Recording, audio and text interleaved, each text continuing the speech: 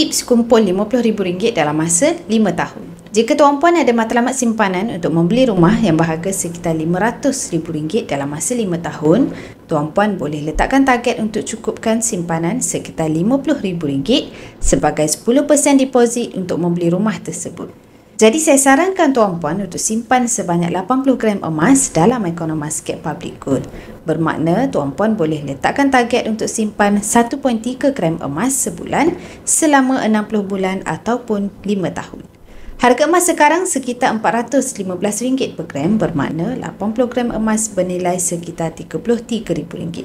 Dengan kadar kenaikan harga emas secara purata 10% setahun, dalam masa 5 tahun, emas 80 gram sudah pun bernilai lebih RM50,000. Dengan akaun emas Skep Public Gold, tuan-puan ada fleksibiliti untuk simpan sahaja emas dalam akaun tuan-puan ataupun tuan-puan boleh keluarkan emas dalam bentuk fizikal mengikut pilihan saiz emas yang ada, sama ada dalam bentuk gold bar ataupun dinar. Simpanan ini tiada caj yang tersembunyi, mudah, murah dan patuh syariah. Jadi bagi yang berminat untuk mulakan simpanan emas bersama Public Gold, tuan-puan boleh rujuk pin video saya untuk langkah mudah daftar akaun emas dan nanti saya akan bantu tuan-puan cara terbaik menabung emas di Public Gold sesuai dengan bajet tuan-puan.